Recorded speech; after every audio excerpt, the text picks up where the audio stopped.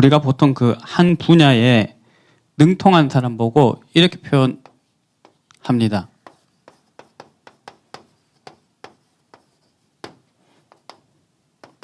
이 사람 무엇에 밝다, 역사에 밝다, 경제에 대해서 밝다, 그렇게 하기도 하지. 그리고 또 뭐 능통하면 뭐에 밝다 하지만 뭘 많이 좋아하면 우리가 밝힌다 하잖아요. 식탐 강하면 음식 밝힌다 이렇게 하잖아요. 근데 조금 영적인 원리가 담긴 표현 같아. 전 그렇게 들려요. 뭐에 밝다. 우리는 발광체가 아니잖아요. 근데 영적 존재인 우리가 뭔가 이 빛을 비춰서 계속 그걸 들여다보는 거예요. 내가 밝은 그 분야를, 내가 밝히는 그 분야를 계속 들여다보는 거죠. 그럼 저는 같이 예배하는 여러분들께 한번 질문해보고 싶습니다. 여러분들은 무엇에 밝으십니까? 여러분들의 마음 생각은 무엇에 밝으십니까? 끊임없이 빛을 비춰서 뭘 자꾸 이렇게 보십니까? 이 시대 청년들, 뭐 좀 더 넓게 보면 세상은 제가 제일 먼저 떠오른 건 이거였어요. 손익에 밝아요. 저기 목숨을 겁니다. 이게 절친한 동료, 친구, 심지어 교회 안에서도 어느 날 손익에 문제가 왔다. 아, 이거 나 딱 손해보는 것 같다 하면 한순간 눈이 돌아서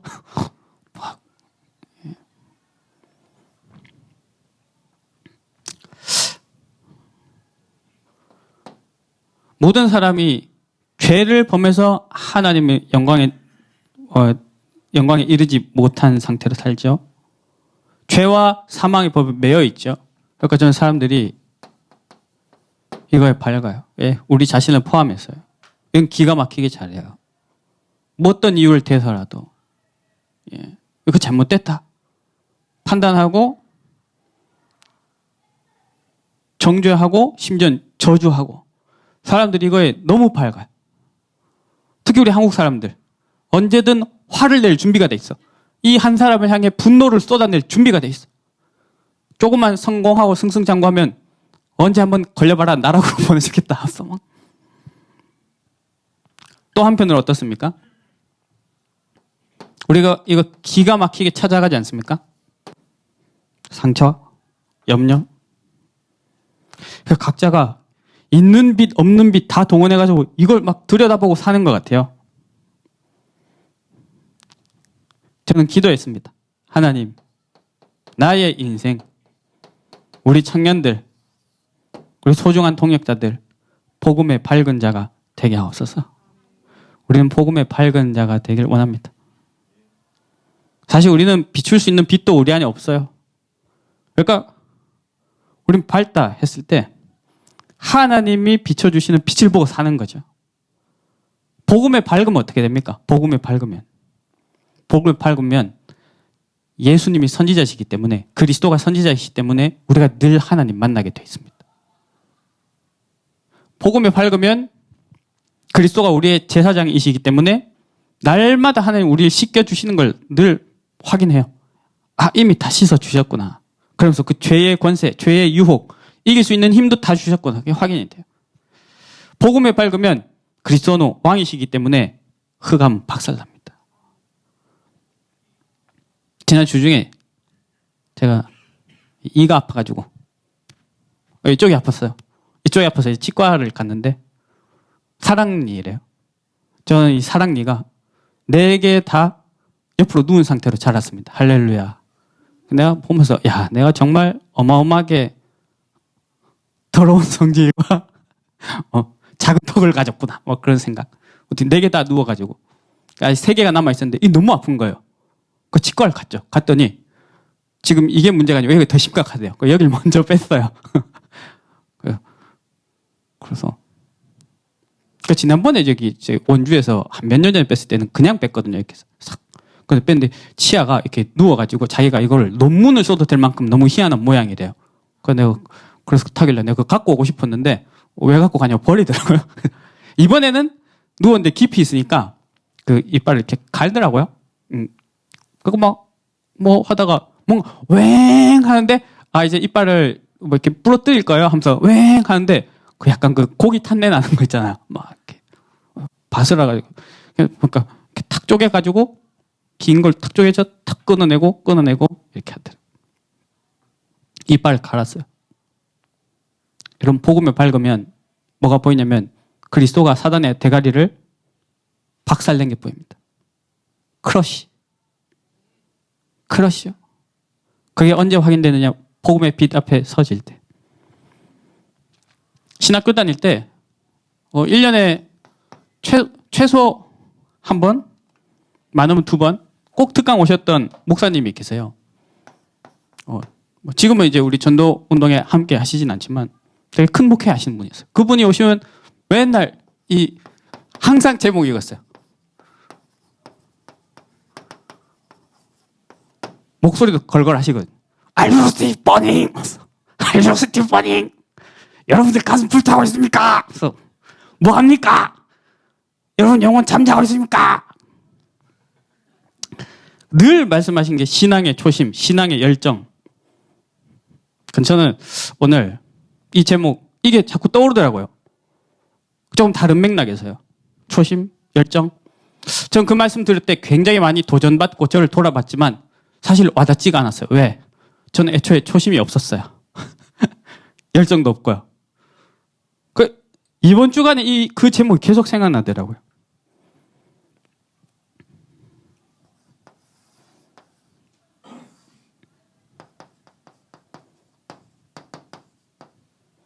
호렙산에 불타는 떨기나무, 하지만 사라지지 않는, 타서 사그라지지 않는 나무, 거기에 임재하신 하나님. 모세는 양치다가 호렙산 가서 하나님을 만났는데요. 하나님, 우리는 어떻게 축복하셨냐면 호렙산 정도가 아니고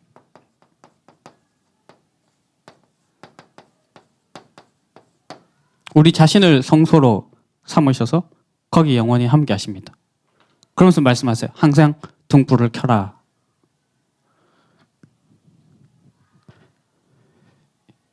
지난번에 제가 이거 말씀드렸던 거 기억나시죠? 성도의 견인. 칼빈이 말했던 마지막 이 중요한 교리. 사실 실제로 칼빈이 의도했던 견인은 우리가 쉽게 말하면 견고하게 견뎌낸다라는 뜻입니다. 성도는 천국 갈 때까지 이 땅에서의 삶의 여정을 끝까지 강하게 견뎌내는 것이다의 견인이죠. 그런데 희한하게 우리나라 말에는 그 견인의 의미가 두 가지가 있어요. 견딘다는 의미의 견인이 있고요. 우리 견인차 끌고 간다 할 때 견인이 있죠. 그런데 많은 우리 개혁주의 신학자들이 그 해석을 보면서 오히려 역설적으로 안 가요. 그렇지. 우리가 강하게 견디는 것이 무엇으로 가능한가 했을 때 성령이 우리를 이끄시니까 성령의 견인이 있어서 성도의 견인이 가능한 것이다. 저는 오늘 똑같은 말씀 드리고 싶습니다.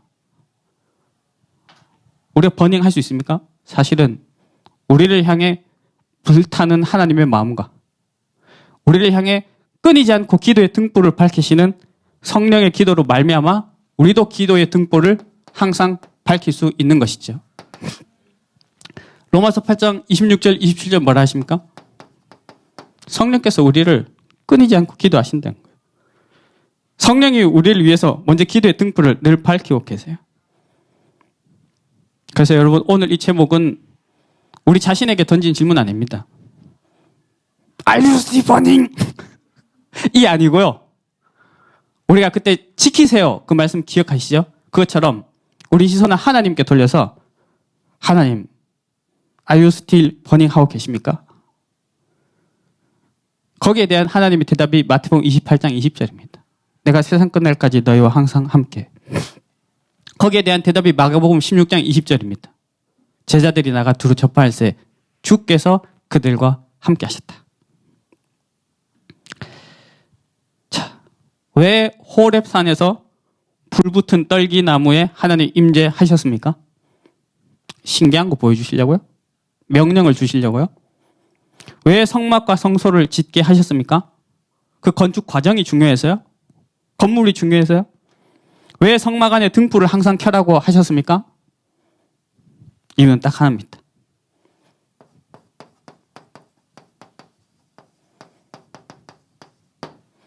거기서 너와 내가 만나고. 여러분, 오늘 이 시간 동편로 132, 이 동북의 성전에서 예배 드리고, 여러분 뭐 헌신하고 사람을 만나고 하는 이 모든 것이 지금도 우리를 향해 기도의 등불을 밝히시는 하나님과의 만남 되시기를 예수님 이름으로 축원합니다. 만나려고. 그게 끝이에요. 그게 전부예요. 그게 전부입니다.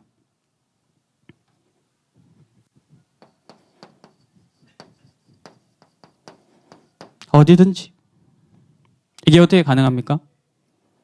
이 말은 어딜 가서든 기도해라. 그것 되겠죠. 네, 그건 결과입니다. 하나님이 어디든지를 말씀하신 이유는 우리 자신을 성막과 성소로 삼으셨기 때문이에요. 호렙산 정도가 아니라 광야 위 한 성막의 좌표, 성소의 한 좌표 정도가 아니라 그냥 내 심령을, 신학적 용어로는 하나님의 성령이 임재하시는 좌소, 하나님이 오시는 자리로 삼으셔서 함께 하시니까요. 우리 자신이 성막과 성소가 되었습니다. 어떻게 성막과 성소가 되었습니까? 여러분 무엇으로 여러분이 성막과 성소가 되셨어요? 누구든지 성막과 성소가 될 수 있습니다. 그리스도 만나면.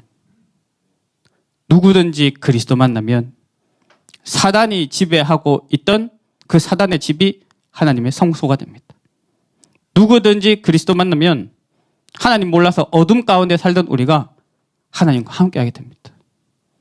누구든지 그리스도 만나면 죄의 유혹, 죄의 흐름, 죄의 결과, 죄의식 속에서 그 어마무시한 각자 서로 종류도 다양한 서로 절대 이해할 수 없는 정신병 속에 살던 우리를 하나님 치유하시고 거기에 인도하시는 거예요. 하나님이 세상을 이처럼 사랑하사 독생자를 주셨으니 이는 그를 믿는 자마다 멸망하지 않고 영생을 얻게 하려 하십니다.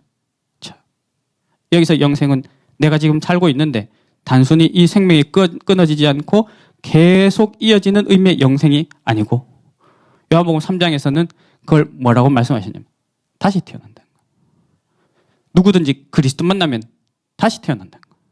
성막으로 성소로. 그래서 우리에게 하나님이 재창조의 축복을 주셨다 하는 겁니다. 여러분 예배할 때마다 재창조의 축복 누리시기 축원합니다. 혼자 있을 때도 그리스도 바라보면서 재창조의 축복을 누리시기 기도합니다. 그래서 복음은 재창조예요. 언제든지 주일 11시 예배 드린 시간, 주일 1시 예배 드린 시간 그때만이 아니고요. 오전 6시, 7시 내가 아침을 깨워 기도하는 시간뿐만 아니라 사실은 언제든지래요. 언제든지. 그 말은 여러분들의 지금 가슴 속에 있는 여러분들의 늘 그 집중이 가 있는 여러분의 현장, 가정, 중요한 만남 가운데 갈 때 여러분 근데 거기에 뭐가 필요하다고 생각하세요? 진짜 여러분들의 삶의 현장에 뭐가 필요하다 생각하세요? 하나님의 보호가 필요합니다. 하나님의 은혜가 필요합니다. 어떻게 해야 되지요? 하나님이 알려주시는 그 가르침이 필요합니다. 우리가 어떻게 해서 언제든지 성막과 성소의 축복을 누리게 됐느냐? 우리가 어떻게 언제든지 이 등불을 밝힐 수 있느냐? 보혜사 성령이 함께 하시기 때문이죠. 그래서 여러분 이 단어를 한번 가슴에 담으면 좋겠습니다.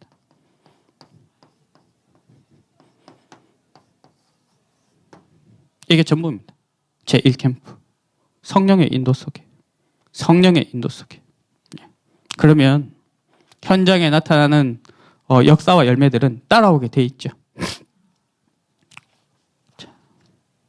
오늘 이 두 단어를 우리 가슴에 꼭 기억하고 한 주간 누리길 원합니다. 그 두 단어는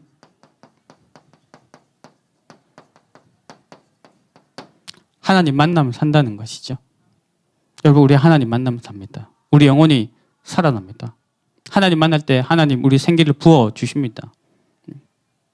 자, 근데 저는 이 말씀을 여기서 나누는 근거가 있어요. 세 가지 근거가 있어요. 첫 번째는 하나님의 말씀입니다.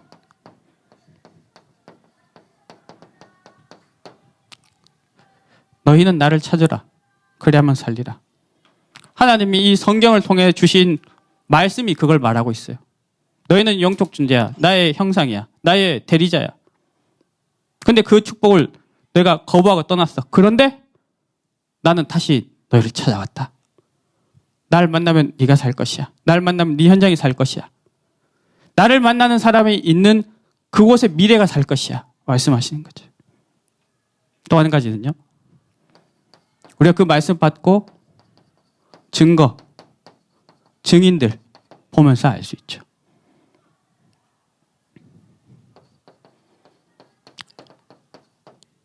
허다한 증인들이 성경 속에 있습니다. 또 이 교회사 역사 속에 하나님 만나서 살고 하나님 만나서 살린 많은 증인들이 있습니다. 또 우리 옆에 많은 증인들이 있죠. 또 우리 자신을 하나님이 증인으로 불러주셨고요. 제가 우리 청년들과 꼭 나누고 싶은 근거가 특별히 이 세 번째예요. 여러분 하나님을 어떻게 생각하세요? 하나님은 어떤 의도를 갖고 계십니까? 여호와는 내게 복 주기를 원하신다. 하나님은 우리를 지키시길 원하십니다. 하나님은 우리에게 평강을 주시길 원하고요. 하나님 우리에게 은혜 주시기를 원하세요. 우리 아직 다들 결혼 안 한 사람들이 많지만 내가 낳지 않은 자녀라도 렘넌트 하나 볼 때 얼마나 귀합니까? 항상 좋은 걸 주길 원하죠. 하나님 아버지가 우리를 향한 의도가 뭘까요? 우리의 신앙생활 하나님이 우리를 골탕 먹이려고 빡세게 훈련시키려고 그걸로 뭘 증명하시려고 아니요. 하나님의 의도는 이것입니다. 우리 복 주기 원하시고 지키기 원하시고 은혜 주시기 원하시고 평강 주시기 원하신다. 누가복음 11장 13절에 이렇게 말하잖아요. 너희가 악한 사람이라도 자녀한테는 좋은 것을 준다. 하물며 하나님 아버지가 너희가 구할 때 좋은 것을 주지 않겠느냐. 마태복음 7장 11절엔 좋은 것을 줄 것이다. 누가복음 11장 13절에는 한 단어만 바꿔서 성령을 주실 것이다. 여러분 우리가 생각해보면 하나님의 의도를 한번 생각해보세요. 하나님은 거룩하시고 하나님의 모든 것은 거룩하지 않습니다. 인간은 하나님 떠나면서 다 거룩하지 않은 죄인이 되었습니다. 죄인은 하나님 만나면 죽어요. 거룩하신 하나님 죄와 함께 하실 수 없습니다. 그런데 거룩하신 하나님이 거룩하지 않은 우리에게 거룩한 하나님의 성막과 성소를 지으라 하셨어요. 이 말이 좀 앞뒤가 안 맞지 않아요? 제가 너무 단순하게 생각했는지 모르겠는데 전 처음에 이 말씀을 받고 이렇게 생각했어요. 아니 거룩하지 않은 우리가 성막 지으러 가다가 하나님 보고 죽으면 어떡하라고. 우리 보고 오라 하고 자꾸 지으라 하고. 그 어벤져스 엔드게임 보셨어요? 타노스를 이길 수 있는 딱 한 가지 경우의 수. 하나님이 우리를 부르셨을 때 이 만나면 살게 되는 딱 한 가지 경우의 수는 뭐냐? 거룩하지 않은 우리에게 거룩한 하나님께로 나와서 거룩한 성전을 짓게 하신 경우의 수 딱 한 가지는 하나님이 처음부터 우리를 살리시리고 처음부터 우리와 함께 하시려고 의도하고 계획하고 부르시는 거예요. 그게 어느 정도냐면 그 하나님의 의도는 우리가 순간순간 하나님과 방향이 맞지 않고 내가 보기엔 하나님과 멀어졌고 하나님께 등을 돌렸다 생각하는 그 순간까지도 하나님이 합력해서 하나님께 나아가고 하나님과 함께 가는 여정을 이루시는 완벽한 길이 되도록 인도하신 거예요. 그래서 저는 우리 많은 청년들이나 성도들, 렘넌트들 지금 그때그때 신앙생활에 말씀에 잘 와닿지 않고 잘 들리지 않고 믿어지지 않고 잘 누려지지 않는 것 저는 도와야겠다 생각하고 또 기도하지만 사실 기도하다 보면 그런 친구도 제일 먼저 생각나요. 그런데 염려하지는 않습니다. 왜? 저는 이걸 믿습니다. 하나님이 그 친구를 왜 부르셨느냐? 하나님이 이 한 사람을 왜 부르셨느냐? 사실 다른 사람 말할 것도 없어요. 나 자신을 봤을 때 이 끊임없이 절대 불가능을 직면하는 나 봤을 때 하나님 처음부터 살리려고 함께 하시려는 의도를 갖고 지금 인도하고 계시다. 오늘 오전에도 말씀 주셨죠? 하나님의 계획은 딱 두 가지 방향이래요. 한쪽은 24 구원의 역사. 한쪽은 우리가 기도할 때 24 기도 응답해 주시려고. 그래서 이 두 단어가 이번 한 주간 우리의 뇌 속에, 우리의 생각 속에, 마음 속에, 영혼 속에 늘 되뇌어지기를 축원합니다. 그런 우리에게 말씀하십니다. 항상 등불을 켜라. 항상 등불. 자, 등불을 켜는 과정을 한번 생각해 보시죠. 성막 안에 들어갔을 때 가장 먼저 있는 것은 번제단이었습니다. 무슨 말이냐? 우리가 하나님을 향할 때 항상 가장 시작이고 모든 것 그리스도를 우리 주인 삼고 가는 것이, 예수를 나의 구주 삼고, 세 가지를 생각하면 좋겠습니다. 그 그리스도가 내 안에 계시다. 내 안에 계십니다. 그 그리스도가 하신 일 기도하길 원합니다. 그리스도 하신 일, 그 이름으로 기도할 때, 지금도 그 이름으로 기도할 때, 예수님, 주님, 내가 찾는 순간 흑암 무너져. 내가 찾는 순간 천사는 심부름을 시작해요.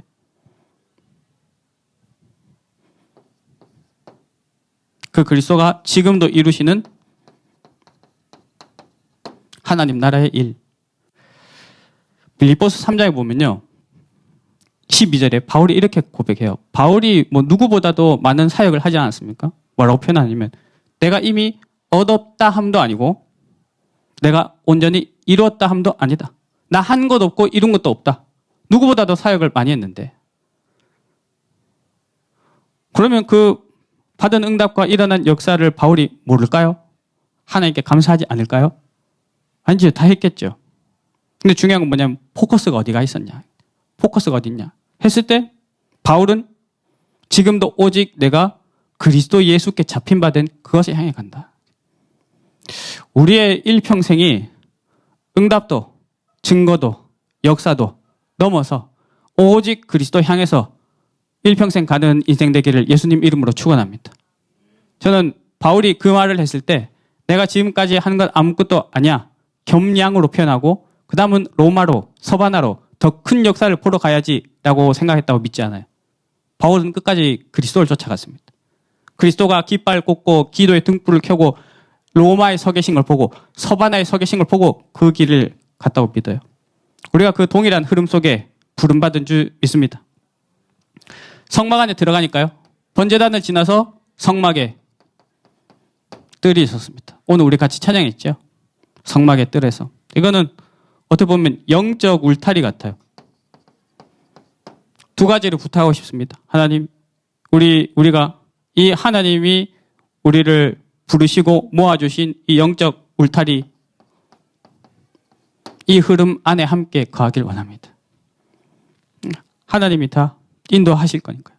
또 한 가지는 우리 청년 자체 수련회 때 말씀 나눴지만, 진짜 세상에 필요한 건 뭡니까? 현장에 필요한 건 뭡니까? 우리가 사실 이 안에만 거할 것 같으면 지금 천국 가면 완전한 이 울타리 축복을 계속 누릴 수 있어요. 왜 하나님이 이 땅에 우리를 남겨두셨을까요? 왜 교회를 두셨을까요? 왜 후대들을 인도하실까요? 우리를 영적 황제 만드는 영적 황제 메이커로 우리를 부르셨습니다.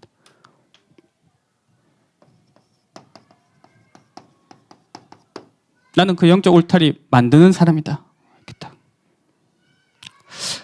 그러고서 성막에서 항상 등불을 켜라 이렇게 하셨죠. 밤에는 빛이 없으니까요. 특히 밤에 아침까지 계속 빛이 있도록, 그게 끊어지지 않도록 계속. 2주 전에 같이 말씀 나눴습니다만 사실 이것으로도 충분합니다. 말씀을 의식하는 것입니다. 복음을 의식하는 겁니다. 내 안에 계신 그리스도를 의식해요. 성삼위 하나님을 의식해요. 말씀을 의식해요. 전도를 의식해요. 그러면 하나님이 하실 일을 그 의식하는 사람 통해서 이룩하시는 거죠. 우리 말씀을 한 군데 읽고 마치면 좋겠습니다. 예레미야 20장 9절입니다. 예레미야 20장 9절 말씀.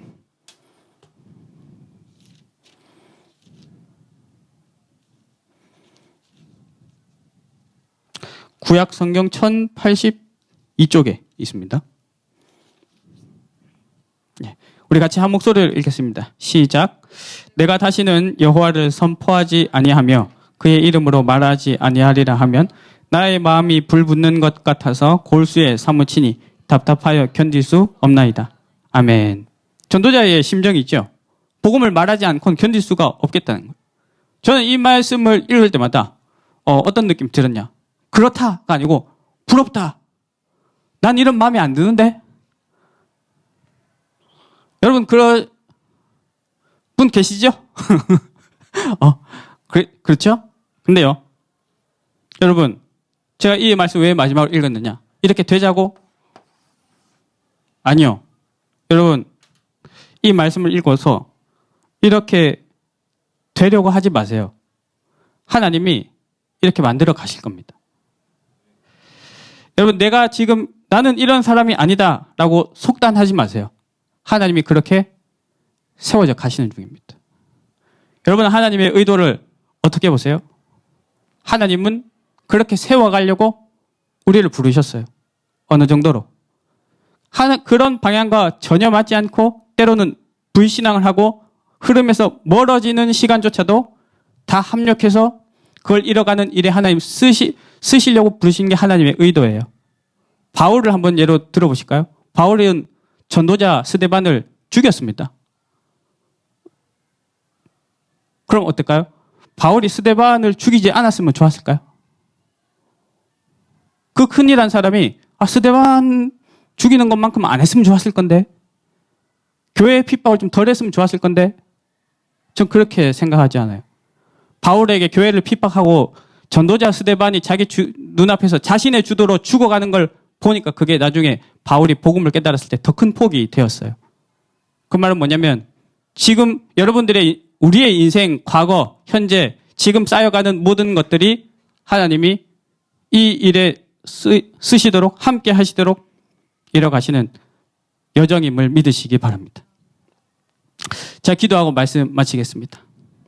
우리를 향해 여전히 기도와 사랑과 은혜, 순수한 복음으로 불태우고 계시는 성삼위 하나님을 찬양합니다. 하나님 우리에게 말씀 주시고 교회와 만남을 주시고 또 우리 동역자들 청년부 이 영적 울타리의 이름으로 이 하나님의 성막의 뜰의 이름으로 부르시니 감사합니다. 하나님 오늘 우리가 여기서 하나님 만나는 시간 되게 하여 주시옵소서. 하나님 만나지 못한 현장을 보는 시간이 되게 하여 주시옵소서. 현장마다 하나님의 성소를 세우고 등불을 밝히는 우리들 되게 하여 주시옵소서. 우리의 기준이 오직 하나님의 말씀이 되게 하시고 우리의 기준이 오직 하나님의 주권이 되게 하셔서 하나님의 뜻, 하나님의 말씀이 성취되는 것을 함께 보는 증인 되게 하여 주시옵소서. 예수 그리스도 이름으로 기도합니다. 아멘.